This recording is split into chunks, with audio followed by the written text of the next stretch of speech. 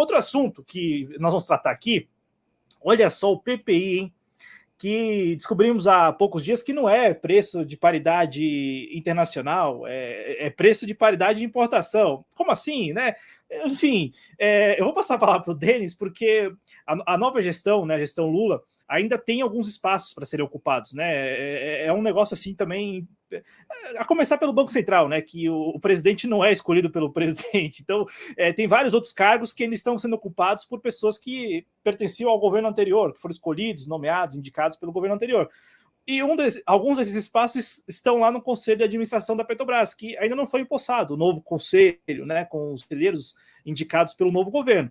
Quem foi indicado já tomou posse é o presidente da Petrobras, né? Que é o ex-senador, né? O Jean Paul Prats.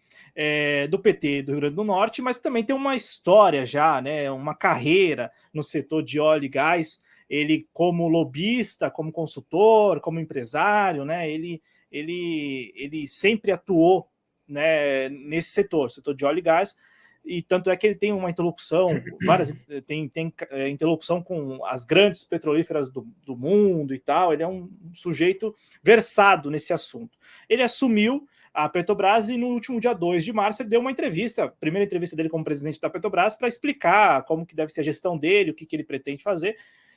Denis, como que você viu essa escolha, não a escolha, mas já ele empossado agora, e principalmente o que ele disse naquela entrevista? Claudinho, eu tinha visto algumas entrevistas do Jean Paul Prats, e uma específica que me chamou a atenção que foi a que ele deu no canal Meteoro, né? E lá ele sentou a lenha na PPI, disse que inaceitável, não sei o que lá, e aí aquela era a expectativa, né? Aí quando ele deu a entrevista já como presidente da Petrobras, aí nem tanto, né? Aí se mostrou a realidade. Ele falou, ó, talvez seja a PPI que, em algum caso, que seja o melhor caso.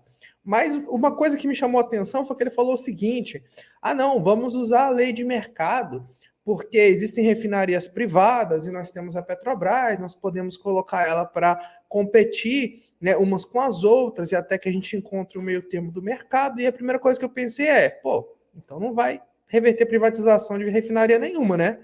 Pelo que ele está falando, já se indica que não vai reverter privatizações. E assim, e pensando no Lula enquanto presidente, ele é sempre um cara que ele busca encontrar um consenso entre a classe dominante que explora o Brasil e dar alguma medida de sociabilidade naquilo. E eu não falo isso como uma coisa positiva. Na verdade, eu falo de uma conciliação, tipo assim, de como que a gente vai conseguir atender a gregos e troianos. Ele sempre tenta fazer esse joguinho. E aí eu entendo que, nesse sentido, que eles vão mudar a PPI, acredito que vão colocar outra coisa no lugar.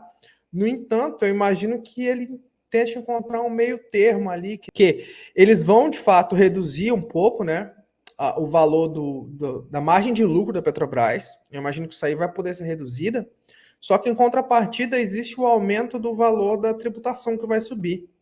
E eu suponho, imagino, não sei, que eles vão tentar dar uma equilibrada, porque o brasileiro, querendo ou não, já se acostumou a pagar esse preço. A gente já está acostumado a pagar. E eles tendo a oportunidade de pegar esse lucro, e como o Lula mesmo falou numa entrevista, até caiu do meu canal, eu coloquei, a Band me deu um strike, falando assim, né? O Lula falando assim, não precisava ter dividido, não precisava ter dado tudo para o acionista, podia ter dividido, dado metade. Então, eu acredito que é nesse sentido aí que eles vão tentar fazer, né? Tipo assim, não vai ser tão Paulo Guedes, tão Bolsonaro, igual eles fizeram, que foi uma coisa assim descarada, absurda. Vai ser uma coisa que vai ser um pouquinho mais rebuscado. A questão da margem de lucro, da distribuição, né? Nesse sentido que o Lula faz mesmo assim, faz muito bem, de conciliar interesses. Nesse sentido, eu não sei se a minha leitura está errada, mas eu acredito que vai ser mais sutil, né? Ali. Vai ser um negócio mais sutil, vai ser feito de um jeito mais velado, mas eu acredito que o grande capital financeiro, que pega 46% do lucro da Petrobras, da divisão de lucro da Petrobras, né, é superior até o governo. O governo pega 35%, o governo fica com o dividendo da Petrobras. E o capital internacional, os gringos, fica com 46%. E aí ele não vai entrar em atrito, em conflito com essa galera jamais. Então, cortar isso aí, eu acredito que não vai. Então, a Petrobras ela precisa garantir uma margem de lucro para ela conseguir dividir esse lucro entre os acionistas. E ainda que a PPI não seja o parâmetro, acredito que ela ainda vai ter uma margem de lucro bem considerável para garantir toda essa rentabilidade que vai precisar ser dividida, compensando ainda com a reoneração do combustível, para ficar elas por elas, que a gente já está acostumado a pagar esse valor de combustível mesmo. Eu acho, né? E aí eu passo a palavra para o Cristiano. Mas assim, eu até comentei lá no meu Twitter, porque assim, assisti a entrevista e eu até escrevi, né? Boa entrevista. Porque eu achei o seguinte, vamos lá. Quando ele fala, que é uma coisa que a gente não escutou, pelo menos nos últimos 4 anos, não escutava desde 2014, 13, fazia muito tempo que a gente não escutava isso, de uma Petrobras verticalizada. Uma Petrobras que vai prospectar lá o petróleo e vai refinar na ponta, que vai oferecer serviços, que vai, enfim, vai voltar a ter uma cadeia, que é algo assim que, pelo menos para mim, é um ponto extremamente importante para o funcionamento da Petrobras, né? A Petrobras foi criada para isso, para exatamente ser verticalizada. E aí o Jean Paul Prats lembra na entrevista que todas as petrolíferas do mundo são verticalizadas. Não tem esse negócio de... E ele falou várias vezes, assim, eu até achei esse ponto bem interessante, porque também foi didático, assim como o Ciro lá atrás foi didático a explicar como que funcionava o PPI, a grosso modo.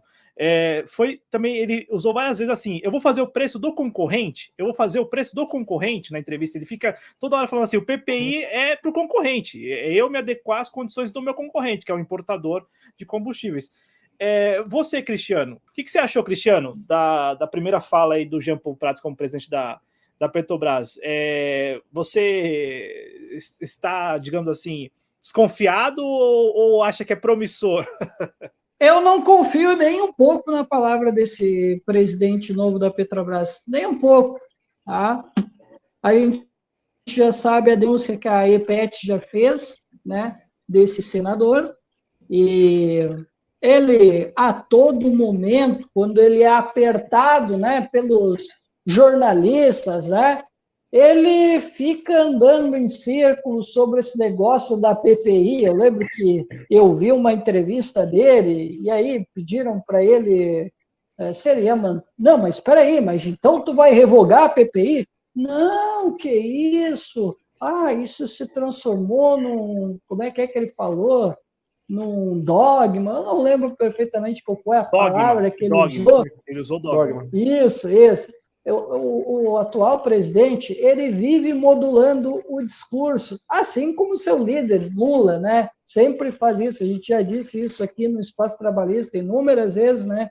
Que o Lula ele vai sempre testando a plateia. E o Jean Paul Prats não é muito diferente também. O próprio Denis, né, falou aqui, né, que antes da campanha, o discurso dele lá no Meteor Brasil, que é um canal que a gente sabe, né, que apoiou, né, a candidatura do presidente Lula, né, é um canal progressista, então, naquele espaço, ele se sentiu à vontade para falar contra a PPI e dizer que aquilo era um absurdo, né?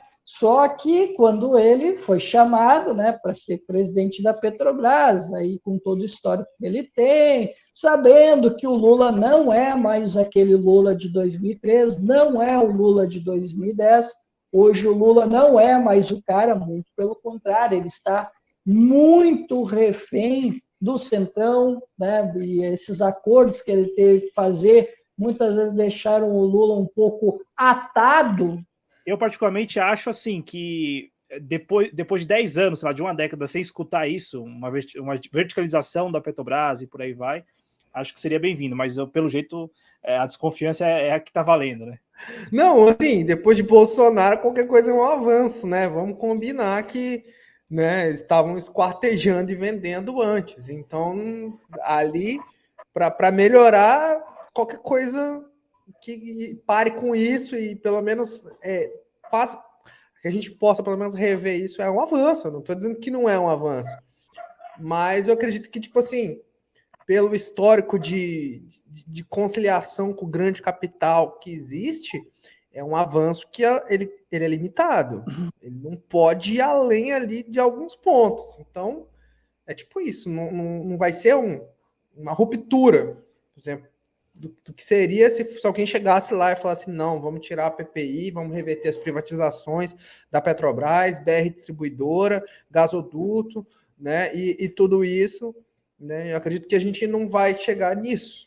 Então, é nesse ponto, assim, que reside a minha desconfiança, nesse ponto, assim, né, que ele sempre vai conciliar até um determinado limite onde o grande interesse não seja ferido. Ele não vai confrontar o grande interesse em prol da população pagar um combustível baixo. Só isso.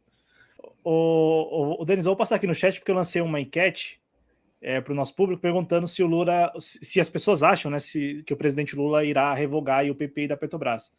E aí, assim, por enquanto 75-25, né, pelo não. As pessoas são desconfiadas. Todo mundo está desconfiado. Para você ver, né? É aquele dilema.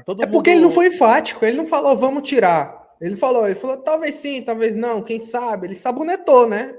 Essa famosa sabonetada. Foi o que ele deu. E as pessoas ficam assim. Na verdade é isso.